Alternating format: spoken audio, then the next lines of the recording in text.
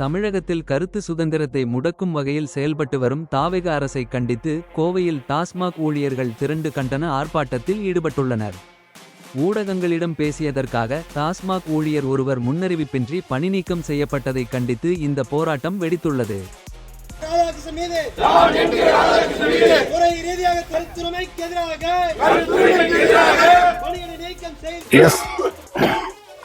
S Krishnamurthy, CID தொழிற்சங்கத்தினுடைய மாநில செயலாளர். இன்றைய தினம் கோவை மாவட்ட டாஸ்மாக் ஊழியர்கள் சங்கங்களுடைய கூட்டுக்குழுவின் சார்பில் மண்டல அலுவலகத்திற்கு முன்பால் ஆர்ப்பாட்டம் நடத்துவதற்கு உத்தேசிக்கப்பட்டிருக்கு. இந்த ஆர்ப்பாட்டத்தினுடைய நோக்கம், கடந்த 16ஆம் தேதி டாஸ்மாக் ஊழியர் சங்கத்தினுடைய சிஐடி தொழிற்சங்கத்தின் மாநில துணை பொதுச் செயலாளர் தோழர் ஜான் அந்தோணிராஜ் அவர்களை இந்த நிர்வாகம் சஸ்பெண்ட் செய்யப்பட்டிருக்கார். இந்த சஸ்பெண்ட் செய்யப்பட்டதற்கான காரணம், ஊடகத்திலே தொழிற்சங்கத்தினுடைய கூட்டுக்குழுவினுடைய முடிவுகளை பேட்டி கொடுத்ததற்காக அவர் இடைக்கால பணி மறுப்பு செய்யப்பட்டிருக்கிறார். இந்த செயல், நிர்வாகத்தினுடைய இந்த நடவடிக்கை தொழிற்சங்கத்தினுடைய உரிமைகள் மீதான ஒரு தாக்குதலாக கோவை மாவட்ட கூட்டுக்குழு, தமிழ்நாடு முழுவதும் இருக்கிற தொழிற்சங்க கூட்டுக்குழு தெரிவித்துக் கொள்கிறது. இந்த செயல் வன்மையாக கண்டிக்கத்தக்கது. அமைச்சர்கள் ஊடகத்தை சந்திக்கலாம், அதிகாரிகள் ஊடகத்தை சந்திக்கலாம், தொழிற்சங்க தலைவர்கள் ஊடகத்தை சந்திக்கக்கூடாது என்று சொல்லுவதும், போராட்டத்தினுடைய கருத்துக்களை வெளிப்படுத்துவதும் தொழிற்சங்கத்தினுடைய தார்மீக கடமை. இப்போது கூட நீங்கள் பேட்டி எடுத்துக்கொண்டிருப்பதும் கூட அதுதான். ஆகவே சமூகத்திற்கு, அரசு துறைக்கு ஊடகத்தின் மூலமாக கருத்து பரிமாற்றம் செய்வது அரசியல் சாசனம் வழங்கியிருக்கிற உரிமை. இந்த உரிமையை டாஸ்மாக் நிர்வாகம் மறுப்பது என்பது ஜனநாயக விரோதமான செயல், தொழிற்சங்க விரோதமான செயல், அரசியல் சாசன சட்டத்தை மீறியதாக பொருள். அடுத்து, இந்த சஸ்பெண்ட் உத்தரவில் நீங்கள் பார்க்கலாம், எந்த மாவட்டத்தில் அவர் சஸ்பெண்ட் செய்யப்பட்டிருக்காரோ, பணியாற்றுகிறாரோ, அந்த மாவட்டத்தை விட்டுட்டு வெளியே போகக்கூடாது. அநேகமாக எனக்கு தெரிந்த அளவில் அரசு துறை நிறுவனங்களில் இது போன்ற ஒரு அடாவடி அறிவிப்பை நான் பார்த்ததே கிடையாது, தொழிற்சங்கங்கள் சந்தித்ததே கிடையாது. நாளைக்கு ஒரு நல்லது கெட்டது என்று வருகிற போது மருத்துவத்துக்கு அல்லது அவசர தேவைக்கு வெளியூர் போகக்கூடாதா? வெளியூர் போக முடியாத அறிவிப்பு என்பது என்ன அறிவிப்பது? அப்படி தொழிற்சங்க தலைவர்கள் என்ன குற்றத்தை செய்து விட்டார்கள்? ஊடகத்துக்கு பேட்டி கொடுத்ததற்காகவே வெளியூர் செல்லக்கூடாது என்று சொல்வது அராஜகத்தினுடைய ஒரு உச்சகட்டமாக நாங்கள் பார்க்கிறோம். அவர் அந்த பேட்டி கொடுக்க வேண்டிய காரணம் என்ன? நீங்கள் யாருக்கிட்ட கேட்டுட்டு 717 மதுக்கடைகள் மூடுவேன் என்று முடிவெடுத்தது யார்கிட்ட கேட்டு எடுத்தீங்க? 717 கடைகளில் பணியாற்றக்கூடிய ஊழியர்களுக்கு உடனடியாக மாற்று பணி வழங்கிட்டீங்களா? இல்லை. அடுத்து 10 ரூபா எம்ஆர்பி ரேட்டுக்கு மேலே வாங்குறாங்க அப்படின்னு சமூகத்தில் பல கருத்துகள் வருது. இந்த 10 ரூபா பாட்டிலை திருப்பி கொடுப்பதற்குண்டான டெபாசிட் நீங்கள் எப்போ சொல்லியிருக்கீங்களா? அந்த ஊழியருடைய பணி நிலைமைகளில் அவமானத்தை ஏற்படுத்துவதற்கு நிர்வாகத்திற்கு என்ன உரிமை இருக்கிறது? அடுத்து, நிர்வாக செலவுகளுக்கு ஆகிற அந்த தொகை நிர்வாகம் எப்போதிருந்து ஏற்றுக்கொள்ள போகிறீர்கள் என்று கேட்டதன தப்பா? கொடுக்கிற சம்பளம் சமூகத்துக்கு தெரியுமா? வெறும் 15,000 ரூபாய். இந்த 15,000 ரூபாய் ஊதியத்தை வைத்துக்கொண்டு டாஸ்மாக் ஊழியர்கள் எவ்வாறு குடும்பம் நடத்த முடியும்?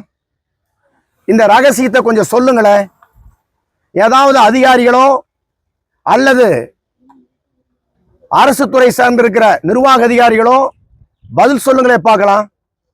டாஸ்மாகில் அரசுக்காக, அரசனுடைய தேவைக்காக அரசு நிறுவனத்தில் பணியாற்றுகிற ஊழியர்களை கேவலப்படுத்துவது என்பது எப்படி பொறுத்து கொள்ள முடியும்?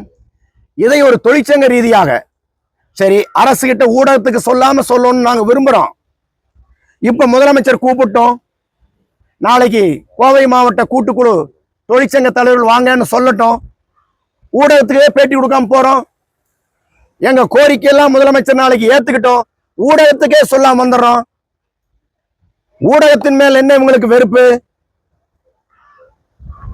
ஜனநாயகத்தினுடைய மிக முக்கியமான தூண் ஊடகம். அப்படின்னா என்ன அர்த்தம் தெரியுமா? ஊடகத்தையுமே மறுக்கிறது. இதுக்குள்ள ஒரு நிர்வாகம் ஊடகத்துறையே முடக்கிற செயலும் இதுக்குள்ள இருக்கிறது. ஆகவே இது நியாயமற்றது என்ற முறையில இந்த பிரச்சனைகளுக்காக பேட்டி கொடுத்த ஒரு பொறுப்புள்ள தலைவர் ஜான் அந்தோணி ராஜுங்கிறது ஒரு லேசானவர், அவருக்கு எல்லா பக்கமும் தெரியும். உனக்கு அப்படி ஏதாவது குறை இருந்தால் முதல்ல என்ன செய்யணும்? கூப்பிட்டு தொழிற்சங்க பேச்சுவார்த்தையோட செய்யணும். ரெண்டாவது, நீ விரும்பினேன்னா அது விரும்பலைன்னா ஒரு ஷோகாஸ் நோட்டீஸ் கூட பதில் சொல்லிட்டு போறோம், ஒரு டொமஸ்டிக் என்கொயரி நடத்திட்டு போறோம். எதுவுமே இல்லாம திடீர்னு ஒரு எடிட் பண்ண வீடியோவை வைத்துக்கொண்டு சஸ்பெண்ட் செய்வது என்பது நாளைக்கு இன்னைக்கு சிஐடியு, நாளைக்கு ஒரு எல்பிஎஃப், நாளைக்கு ஒரு பணியாளர் சங்கம், இன்னும் பிற தொழிற்சங்க தலைவர்களுக்கு என்ன முடக்கிறீங்களா? நியாயமல்ல, நியாயமல்ல.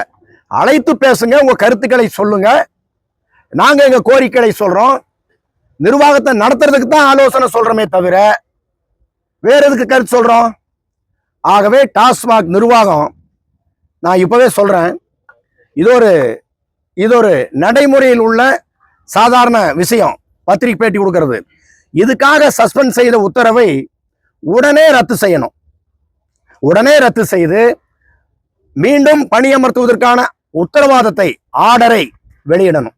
அதை வாங்கிட்டு தான் நாங்கள் அடுத்த கட்டத்திற்கு போவோம். ஆகவே இது இந்த செயலை கண்டித்து, ஊடக மறுப்பினுடைய வன்மத்தை கண்டித்து இப்போது டாஸ்மாக் கூட்டுக்குழுவினுடைய தோழர்கள் ஒன்றிணைந்து ஒரு ஆர்ப்பாட்டத்தின் மூலமாக வெளிப்படுத்துறோம். இது கோவை மட்டுமல்ல, மாநிலம் முழுசும் உள்ள டாஸ்மாக் ஊழியர்கள் அந்த கூட்டுக்குழு சார்பில் இன்றைக்கு ஆர்ப்பாட்டம் நடந்து கொண்டிருக்கிறது. அதனுடைய ஒரு பகுதி இங்க காலையில் சட்டமன்ற கூட்டத்தொடர் துவங்குவதற்கு முன்பாக அமைச்சருடைய நேரடி உதவியாளரிடத்துல இந்த விவரங்களை குறிப்பிட்டு சொல்லியிருக்கிறோம். அவரும் சட்டமன்ற கூட்டத்தொடர் நடக்குது, முதலமைச்சர் இன்றைக்கு அவருடைய உரையை இன்றைக்கு நிகழ்த்துகிறார். ஆகவே இந்த விஷயத்தை எடுத்து சொல்லுவோம் என்றெல்லாம் சொல்லியிருக்காங்க. ஆனாலும் இந்த நிமிடத்து வரைக்கும் ஒரு மறு அழைப்போ உத்தரவோ எதுவும் வரவில்ல. இதை கூட தொழிற்சங்கம் என்ற முறையில் மாநில தொழிற்சங்கங்கள் கேட்டுக்கொண்டதற்கிணங்க அரசினுடைய நிர்வாகத்திற்கும் அமைச்சர்களுக்கும் காலையிலேயே தெரிவிக்கப்பட்டிருக்கு. உங்களுக்கு அவசரம் இருந்தால், அக்கறை இருந்தால், இந்த பிரச்சனையில் தீர்வு காணப்பட வேண்டும் என்று நோக்கம் இருந்தால் இந்நேரம் கூப்பிட்டு பேசியிருக்க முடியும். ஆனா பேசல. சரி, தொழிற்சங்கங்களுக்கு வேற என்ன மாற்று வழி இருக்கிறது? ஜனநாயகத்தில் அறப்போராட்டத்தை தவிர எங்களுக்கு என்ன வழி இருக்கிறது? ஆகவே இந்த ஊழியர் நலன், ஊழியர் உரிமை பாதுகாப்பதற்கான இந்த அறப்போராட்டம் என்பது நடந்தே தீரும்.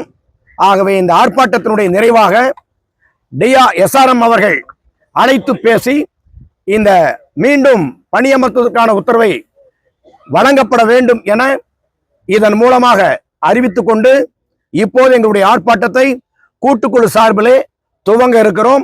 பேச்சுவார்த்தைக்கு அழைத்தால் செல்வோம், தீர்வு கண்டால் அதையும் ஊடகத்திடத்திலே சொல்லுவோம். ஊடக நண்பர்களுக்கு எங்களின் மீது எத்தனை விதமான அடக்குமுறை வந்தாலும் ஊடகமும் ஜனநாயகமும் பிரிக்க முடியாத ஒன்று. ஊடகத்தை சந்திப்போம், இருக்கிற விவரங்களை தெரிவிப்போம் என்று கூறி கூட்டுக்குழுவின் சார்பில் இந்த பேட்டியை உங்களுக்கு எங்கள் கருத்தின் சார்பாக கொடுத்திருக்கிறோம். நன்றி, வணக்கம்.